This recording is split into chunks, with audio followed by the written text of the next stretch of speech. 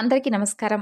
తులారాశి వారికి 9, 10, 11 తారీఖుల్లో ఒక స్త్రీ దయతో ఊహించినటువంటి గొప్ప ధనలాభం అయితే కలగబోతుంది. అలాగే వారికి జీవితంలో ఇప్పటి వరకు వారు అసలు పొందనటువంటి గొప్ప శుభవార్తను, అలాగే ధనలాభాన్ని కలిగించుకోబోతున్నారు. మరి ఏ విధంగా తులారాశి వారికి 9, 10, 11 తారీఖుల్లో ఒక మంచి శుభవార్త రాబోతుంది అనే విషయం గురించి ఇప్పుడు మనం తెలుసుకుందాం. అంతకన్నా ముందు మన ఛానల్ని ఎవరైనా కొత్తగా చూస్తున్నట్లయితే ఛానల్ను సబ్స్క్రైబ్ చేసుకొని, వీడియో కనుక మీకు నచ్చితే లైక్ చేసి సపోర్ట్ చేయడం మాత్రం మర్చిపోకండి.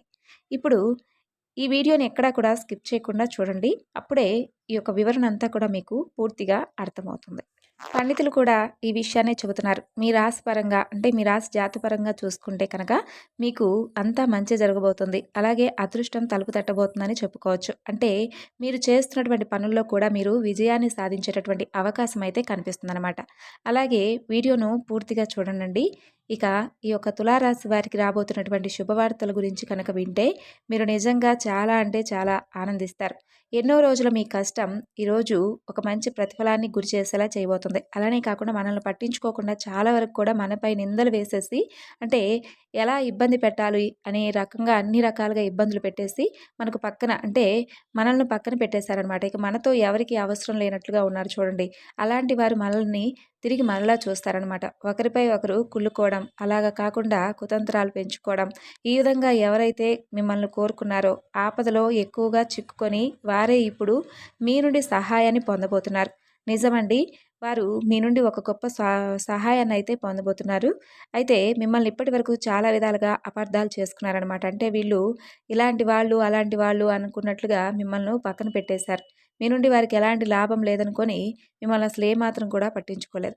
అలాగే మీ గురించి మీ రహస్యాలన్నీ కూడా వేరే వాళ్ళకి చెప్పి మిమ్మల్ని కాస్త ఇబ్బందులు ఎదుర్కొనేటటువంటి పరిస్థితులు అయితే మీకు తీసుకొచ్చారు.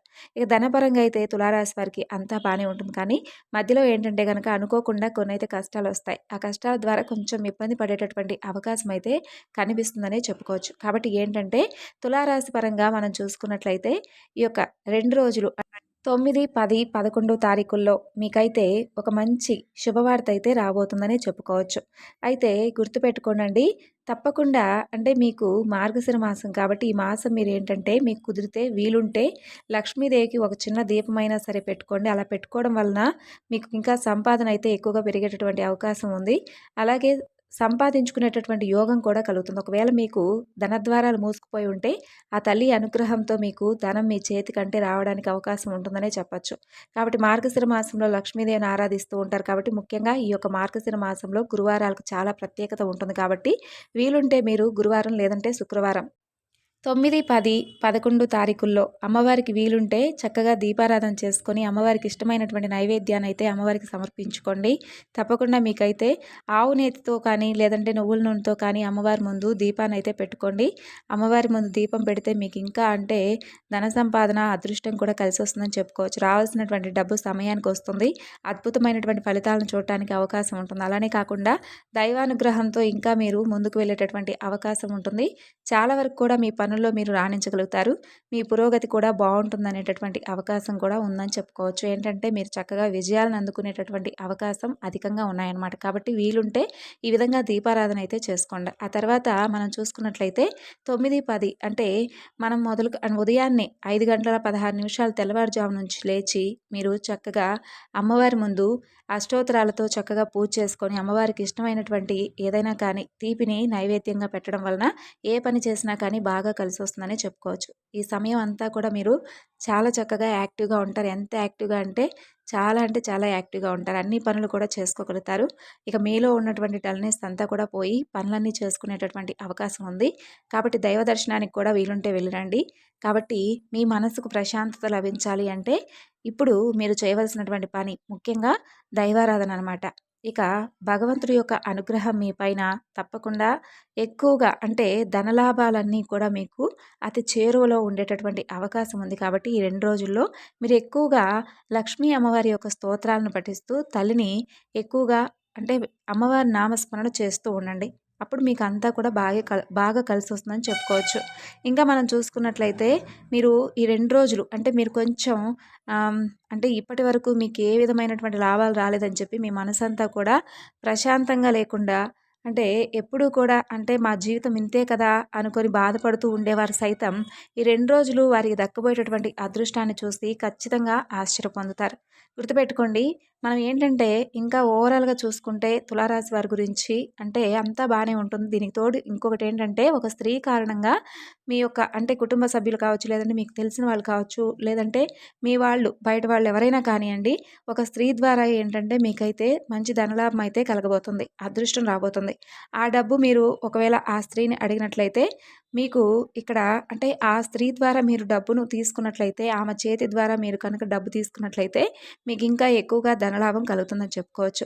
ఇక ఆ స్త్రీ కారణంగా ఏంటంటే మీరు మంచి అంటే ఒక చీటీని గానీ, లేదంటే ఒక జాక్‌పాట్‌ని కానీ కొట్టడం, లేదంటే ఏకంగా ఒక లాటరీ లాంటివి ఏదైనా కానీ ఒక మంచి ఇటువంటికి సంబంధించినటువంటి లాభాలైతే రావడం విశేషంగా చెప్పుకోవచ్చు. ఇక కాబట్టి గురువారం, శుక్రవారం బ్రహ్మాండంగా మీకు కలిసొచ్చేటటువంటి రోజులు కాబట్టి చక్కగా మీకు ఎక్కువ వీలున్నంత సేపు లక్ష్మీదేవి ఆరాధన చేసుకోండి. మీ యొక్క జాతక పరంగా చెప్పడం ఈ విధంగా ఎందుకు చెప్తున్నానంటే, మీకున్నటువంటి ఇప్పటి వరకు ఉన్నటువంటి సమస్యలన్నీ కూడా తొలగిపోయి, మీకు కాస్త ప్రశాంతంగా ఉండేటటువంటి రోజులని చెప్పుకోవచ్చు. ఈ 2 రోజులు. అంటే ఎక్కువగా అవకాశం ఉండేటటువంటి మీకు అనుకూలంగా ఉండేటటువంటి రోజులని చెప్పుకోవచ్చు. ఇక మీకున్నటువంటి టెన్షన్స్ అన్నీ కూడా పక్కన పెట్టేయండి. ఇప్పటివరకు మాకేం జరగలేదు అనుకుంటూ ఉంటే ఏది జరగదు కాబట్టి, తులారాశి వాళ్ళు ఎక్కువగా అధికంగా ఆలోచించడం వలన మీకున్నటువంటి ఆరోగ్యం కూడా మంచిగా ఉన్నటువంటి ఆరోగ్యం కూడా దెబ్బతినేటటువంటి అవకాశం ఉంది కాబట్టి జాగ్రత్తగా ఆలోచించి నిర్ణయాలు తీసుకోండి.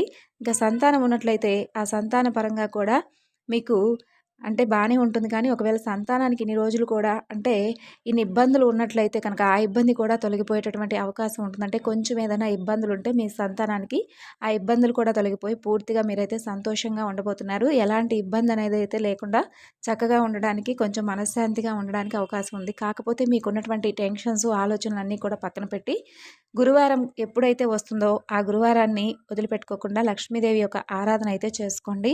ఏ పని ఏది చేసినా కానీ మంచి ఫలితాలైతే మీకు కలగబోతున్నాయి. మీరు ఏదైనా కానీ కొత్త పనిని ప్రారంభించినా కూడా ఆ పని కూడా మీరు సక్సెస్ అయ్యే విధంగా ఉండబోతుంది. అలాగే తర్వాత అంటే 10వ తారీఖు తర్వాత ఏదైనా కానీ అంటే మీరింకా లేనిపోని కష్టాలను గానీ, లేదంటే సమస్యలను గానీ, ఇంకా మేము అలాగే ఉన్నాము, మాకేమీ కూడా ఈ సమస్యలు కానీ, కష్టాలు కానీ తీరలేదని అనుకుంటే మాత్రం మీరు పొరపాటు పడినట్టు. ఎందుకంటే మీకు వచ్చినటువంటి మంచిని కూడా మీరు తెలుసుకోలేకపోతున్నారు అనే చెప్పుకోవచ్చు. కాబట్టి మంచి ఉద్యోగాల అవకాశం పొందేవాళ్ళు కానీ, లేదంటే ధన సహాయం కోసం ఎదురు చూసేవాళ్ళు కానీ, లేదంటే ధనలాభం పొందేవాళ్ళు కానీ, వీరందరికీ కూడా ఈ 3 రోజులు చాలా చక్కగా కలిసొచ్చేటటువంటి అవకాశం కాబట్టి, అసలు వదులుకోకుండా మీరు లక్ష్మీదేవిని ఎక్కువగా ఎంత వీలుంటే అంత అమ్మవారి నామస్మరణ చేసుకోవడం వల్ల మీకంతా కూడా మంచిగా అనిపిస్తుంది. అలాగే మీ మనసు కూడా ప్రశాంతతకు లోనవుతుంది. ఇక ముఖ్యంగా ఉద్యోగ అవకాశాల కోసం ఎదురు చూసే వాళ్ళైతే చిన్నది కావచ్చు, పెద్దది కావచ్చండి. అది ఏదైనా కానీ మీకైతే ఉద్యోగాల పరంగా అయితే మీకు చాలా చక్కగా మీకు అవకాశం అయితే రాబోయేటటువంటి ఛాన్స్ అయితే ఎక్కువగా ఉంది.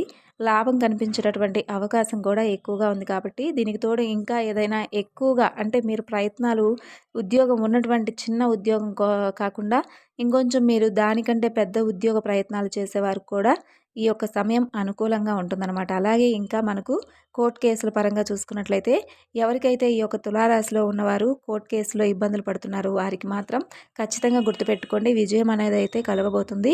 అపజయం అనేది అయితే ఉండదు. కాబట్టి విజయం అంటే పొందుతారని చెప్పొచ్చు అనమాట. కాబట్టి తులారాశి వాళ్ళకైతే చాలా చక్కగా ఉండబోతుంది. ఇబ్బంది అనేది అయితే లేదండి.